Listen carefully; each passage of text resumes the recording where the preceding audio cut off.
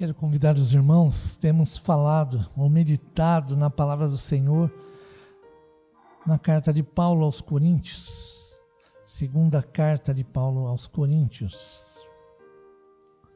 Começamos no final da carta do capítulo 3 e hoje avançamos um pouquinho mais, capítulo 6, do verso 4 ao verso número 10.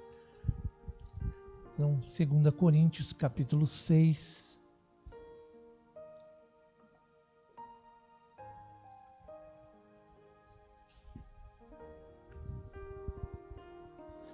Segunda Coríntios, capítulo 6, verso 4 ao verso número 10. Diz assim a palavra do Senhor: pelo contrário, em tudo recomendando-nos a nós mesmos como ministros de Deus, na muita paciência, nas aflições, nas privações, nas angústias, nos açoites, nas prisões, nos tumultos, nos trabalhos, nas vigílias, nos jejuns.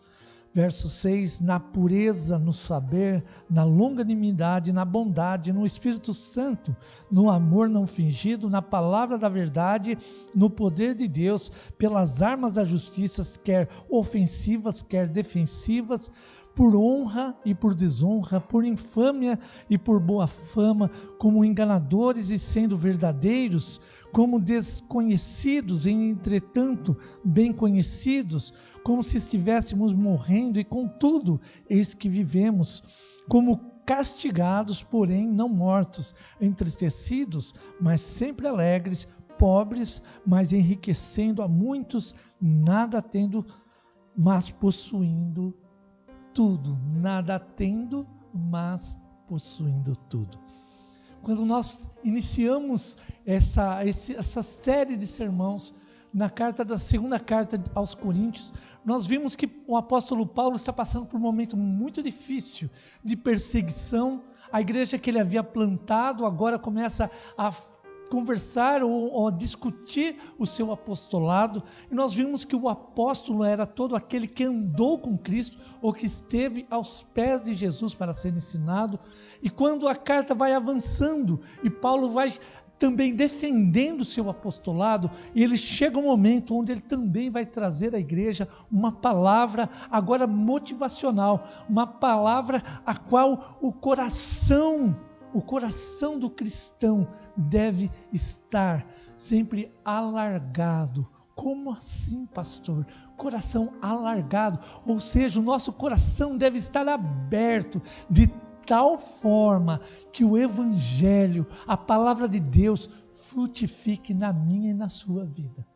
Nós vimos o apóstolo Paulo corrigindo a igreja, trazendo verdades do Evangelho para uma caminhada fiel, uma caminhada olhando para a cruz. Nós vimos o apóstolo Paulo falando que nós somos como vasos de barro. Hoje nós estamos aqui, amanhã podemos não estar mais, mas contemos dentro de cada um de nós uma verdade tão forte, tão grande, que pode impactar o mundo.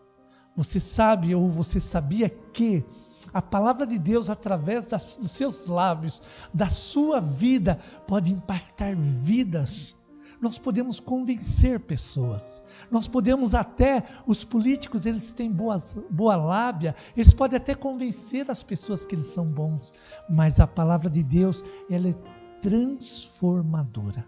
Ela é capaz de transformar o meu e o seu coração. Ela é capaz de trazer vida quando o nosso coração está triste. Ela é a única capaz de, no meio da tribulação, nos trazer paz. Esta palavra tão desafiadora e essa autoridade é que o apóstolo Paulo agora nos traz como verdade. Como verdade por quê?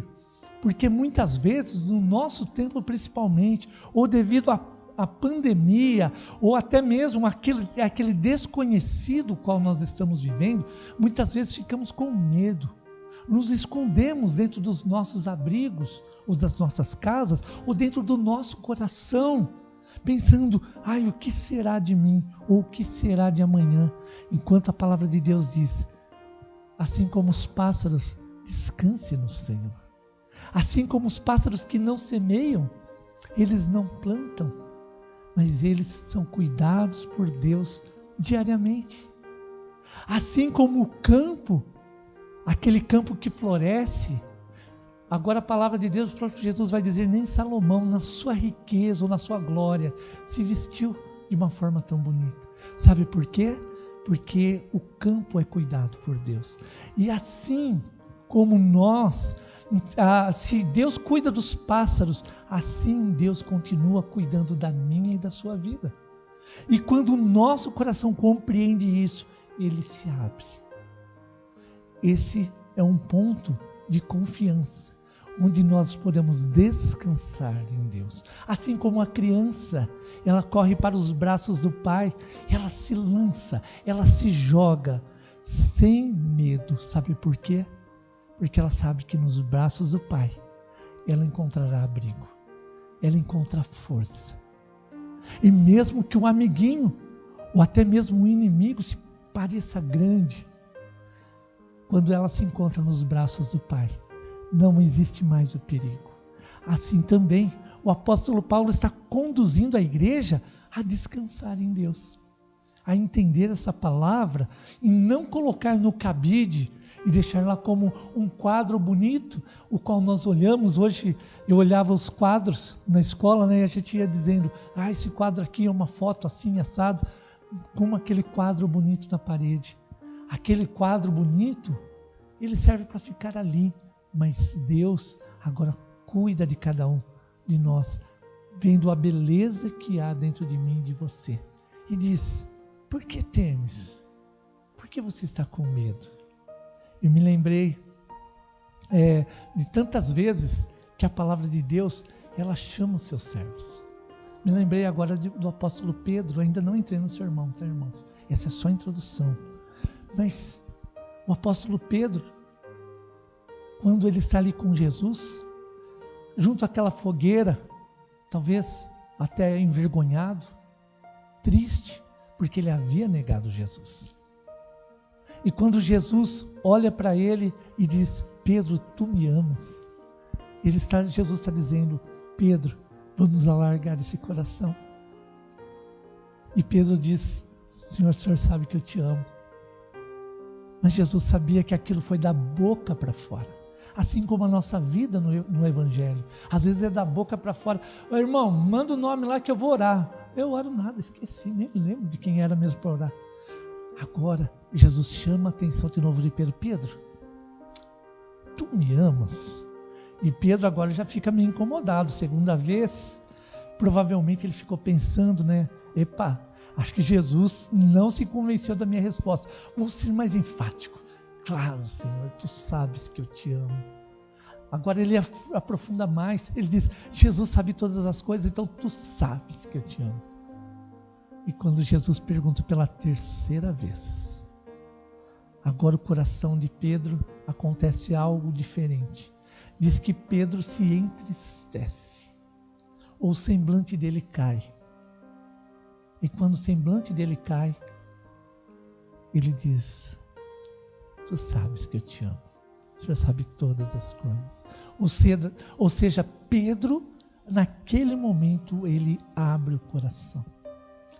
E ele diz, o Senhor sabe que eu manquei, que eu pisei na bola, que eu deveria confiar e não confiei. E o Senhor sabe que eu sou esse vaso de barro que Paulo está falando. Frágil, pequenininho, que eu achava que eu podia e não posso. E o Senhor sabe quem sou eu. E Jesus, mesmo assim, diz a ele, então apacenta os meus cordeiros. Ou seja, eu sei que você é fraco, eu sei quem é você, e é por isso mesmo que eu deixo você apacentar os meus cordeiros. Percebe a diferença? Agora, quando Paulo chega a esse ponto, ele está dizendo que o nosso coração precisa ser alargado. E ele nos ensina 3 caminhos para a gente entender isso. O primeiro deles é ser submisso. O que é ser submisso? O que é submissão? Eu deixei a definição. É obedecer, ou sujeição, ou subordinação. eu amo a Jesus, mas eu não obedeço a palavra. Isso é amor? Pode ser amor da boca para fora, dos lábios. Mas o obedecer é difícil. É difícil, dói. O obedecer é dizer, Deus, eu vou descer esse degrau, vou andar para trás, vou dar um passo para trás, mas eu vou entrar em submissão. Esse é o alargar do coração. Eu não consigo alargar meu coração, não consigo deixar a palavra entrar. Por isso que Pedro ali é indagado por Jesus. É um momento muito, muito importante. Porque Pedro estava dizendo, beleza, Jesus ressuscitou, ou seja, apagou tudo, jogou debaixo do tapete, zerou, vamos daqui para frente. E Jesus disse, peraí Pedro, senta aqui irmãozinho, vamos bater um papo. Jesus está dizendo, assim como ele disse para a mulher pega em adultério, cadê as pessoas que te condenavam? Ninguém te condenou? Eu também não vou te condenar, mas eu vou te ensinar algo. Vai e veja o amor de Deus e não peques mais. Assim também, a mesma forma, obedecer é deixar aquilo que a gente sabe que não está debaixo da vontade de Deus. Talvez o pecado de estimação. Mas esse eu não consigo vencer.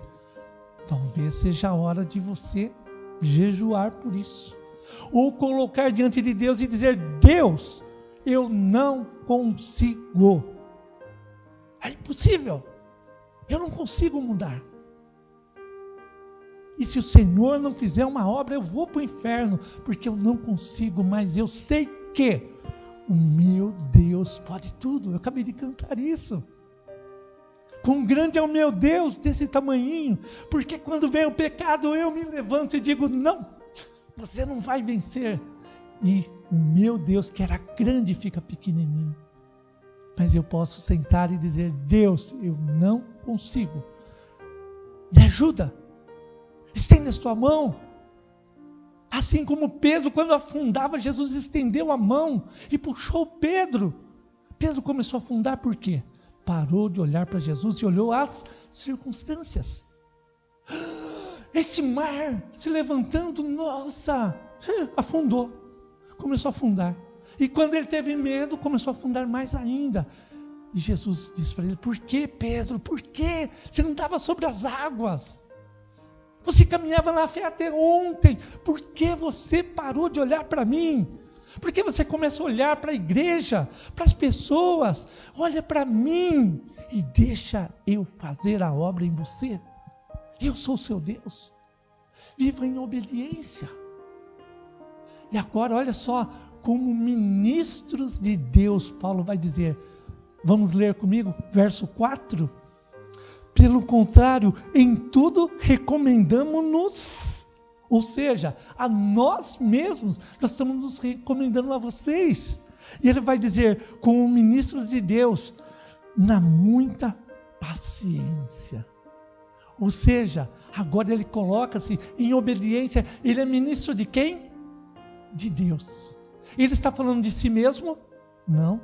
Ele está falando de Deus. Ele está dizendo, eu estou da parte de Deus, o Deus Santo, o Deus de Israel, o Deus que abriu o mar vermelho, o Deus que deu o pão que caía do céu, o Deus que andava com uma coluna de fogo e nuvem, e a sandália não gastava e a roupa não gastava no deserto. E eu sou esse mesmo Deus, o Deus que desceu fogo do céu contra Baal, é o mesmo Deus, eu sou.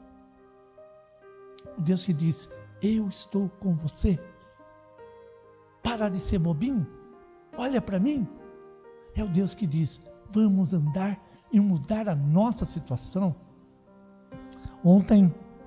Sexta-feira, eu tive minha última aula em módulos do curso de psicanálise. Mas, para minha alegria, ainda faltam 5 que eu fiquei para trás, aí, que eu tenho que repor.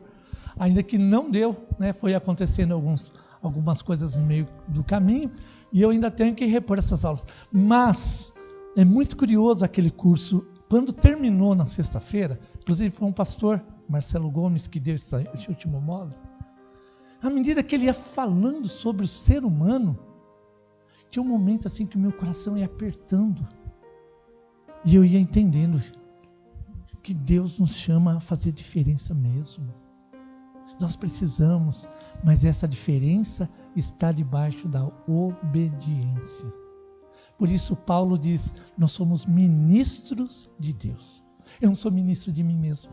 Eu não me represento, mas eu sou a boca de Deus em obediência. E ele diz, é fácil? Claro que não. Veja ainda agora um pouquinho à frente. No verso 4 ainda estou. Somos ministros como ministros de Deus, na muita paciência. Ou seja, tem que ter paciência para ser ministro de Deus? Tem. Aguentar gerir não é fácil, não.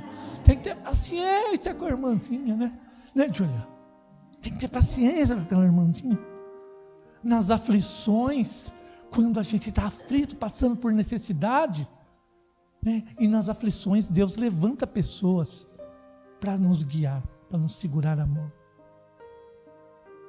Foi assim que eu conheci a Dona Eunice.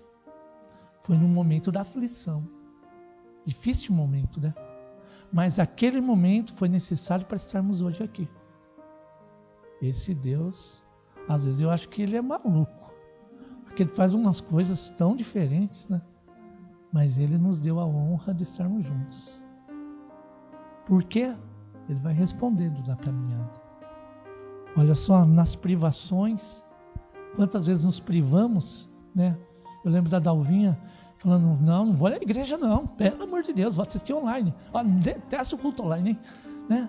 Mas eu vou assistir, vou fazer um esforço. E glória a Deus está aqui.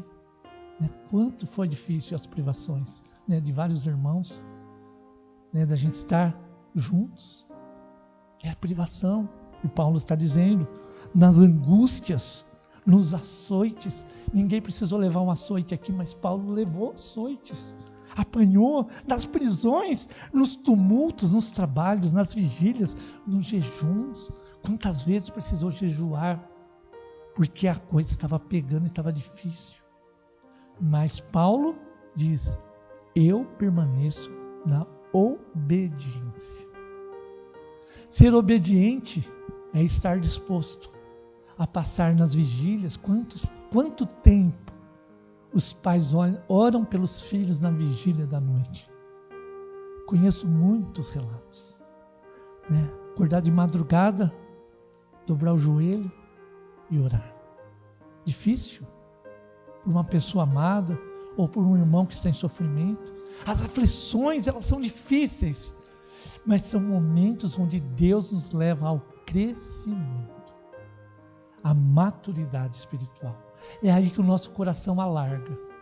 É aí que nós encontramos o irmão e vemos ele bem, né? Lembro do Martônio lá, a gente orando por ele, estava ruim de saúde. Depois encontra o Martônio, a gente olha e fala, glória a Deus que você está melhor.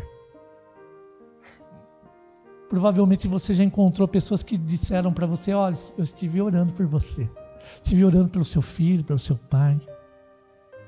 Que gostoso é saber que nós estamos sendo cobertos de oração.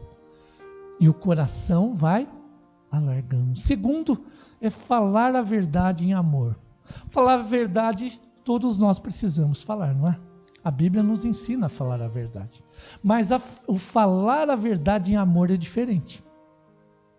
Não é falar o que eu quero, mas é falar com cuidado, com sabedoria. Se eu não sei repreender, é melhor que eu não repreenda. Chama outro. Porque nós precisamos demonstrar o amor. Uma das coisas que eu me alegro da nossa igreja aqui, local, é que nós temos trabalhado essa área e quando nós encontramos as pessoas, antes a gente chegava e falava, oh, graças a Deus voltou para a igreja, hein? Achei que você nunca mais ia voltar. Agora não. Eu vejo os irmãos e me alegro muito. Até mesmo o Gabriel, agora há pouco. Puxa, Gabriel, que gostoso você aqui, hein? Essa é a palavra.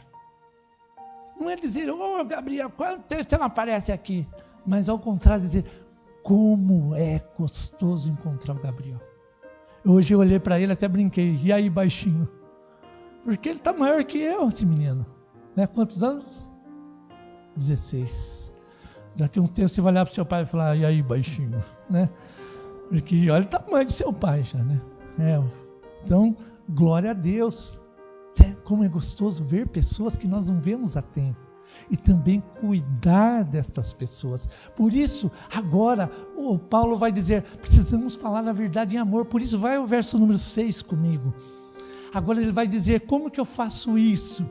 Primeiro, na pureza. O que é pureza?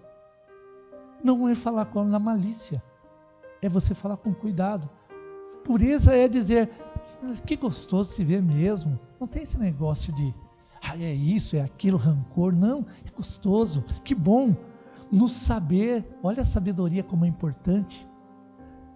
Na longanimidade, ou seja, a bondade, a longanimidade, eu não me iro com facilidade, eu demoro um tempão. E se tinha alguma coisa, já ficou para trás. Eu olho para frente e quero caminhar, olhando. Agora, olha que palavra fantástica. No Espírito Santo. Andai no Espírito, né?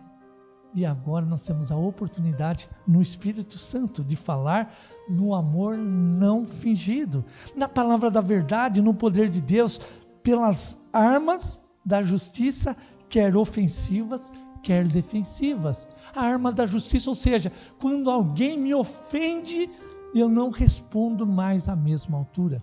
Eu respondo com brandura.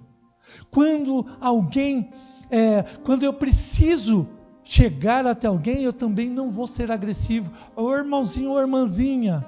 Não, eu vou tratar com carinho, com amor. Eu não sei o que o irmão está passando. Eu não sei o que está no coração, eu não conheço a realidade dele. Mas eu sei que o meu Deus continua cuidando. E eu tenho uma responsabilidade de cuidar do meu irmão. O qual não sou dono. E não sou dono da verdade. Mas eu tenho o privilégio de ser suporte para ele na caminhada cristã. Por isso, falar a verdade com amor alarga o nosso coração. Primeiro, eu obedeço. Segundo, eu falo segundo a palavra de Deus. Em terceiro e último lugar, abnegar da vida por amor a Cristo. Vamos ao verso número 8. Por honra e por desonra, por infâmia ou por boa fama, como enganadores, e sendo verdadeiros. Quando nós falamos abnegar, vem uma renúncia. O que é renúncia? Também trouxe a definição. Abnegar é renunciar os próprios interesses ou as tendências naturais, ou sacrificar-se em benefício de outrem ou em nome de uma ideia, de uma causa. Então, abnegar-se é o quê? É você servir ao outro. É você abrir a sua despensa e falar, por que eu tenho tudo isso? Sendo que o irmãozinho está precisando. Eu posso ligar para ele e dizer, irmão, como está aí? Está ruim a coisa aí? Está bom? Ou então eu posso fazer melhor que isso. Eu posso visitá-lo. Se eu já suspeito que ele precisa, eu já levo. Falo, irmão, tinha um negócio sobrando aqui e eu senti vontade de abençoar você. Eu levo para ele. Não precisa perguntar. Não precisa saber se está devendo, se está passando por necessidade, assim que eu precise ficar sabendo. Eu preciso saber, irmão, você está bem? Não estou. Então precisamos desenvolver essa área na nossa vida. Como igreja, não com maturidade. Não para contar para os outros que eu, assim como Jesus diz que se você quer orar, ore ali em secreto no seu quarto. Ou se você quer orar, ore de uma forma que só você e Deus sabe. Assim também, quando você for estender a mão, estenda de tal forma que só você e Deus saibam.